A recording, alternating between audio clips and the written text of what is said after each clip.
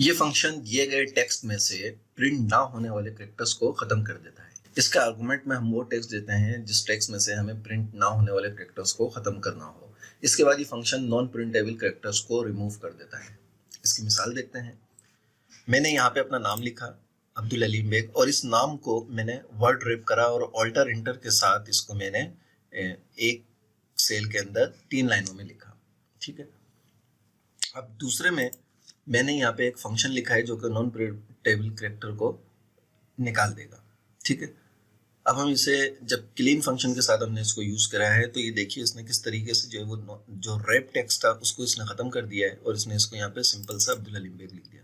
Function मैंने लिखा clean और A4 में इसका रेफरेंस दे दिया। इसी तरह हम इसके अंदर इफ का फार्मूला भी लगा सकते हैं, फॉर एग्जाम्पल चेक करने के लिए कि आया इसको नीट की जरूरत है या नहीं, इसको क्लीनिंग की जरूरत है या नहीं। तो यहाँ पे if clean A4 is equal to A4, तो अगर ये क्लीन A4 ठीक है ये बराबर हो A4 के यानी इसमें से कुछ क्लीन ना हुआ हो तो ये कहेगा नन कि इसको अब क्लीनिंग की जरूरत नहीं है। और अगर हम इसको नीड्स क्लीनिंग इसको कर दें यानी अगर ये इसके इज इक्वल टू इसके बराबर ना हो तो फिर ये बोलेगा कि इस टेक्स्ट को क्लीनिंग की जरूरत है। अब ये इस वक्त यहाँ पे हमें कह रहा है कि इस टेक्स्ट को जो है वो क्लीनिंग की जरूरत है, इसको क्लीन फंक्शन लगाया जाए। इसी तरीके से यहाँ पे दूसरा देखें तो ये टेक्स्ट मैंने लिखा है, टेक्स्ट एंड कैरेक्टर के फंक्शन के जरिए मैंने यहाँ पे सेविंग के साथ ये साइन एक दे दिया है जो कि गलत सा अजीब सा साइन है। तो ये जो एक बॉक्स बना हुआ है और इसको मैं प्रिंट नहीं कराना चाहता, ये नॉन प्रिंटेबल टेक्स्ट है, इसको रिमूव करना है। तो इसको रिमूव करने के लिए हमने इस क्लीन के फंक्शन को जो है वो यूज किया। तो इसने हमें फिर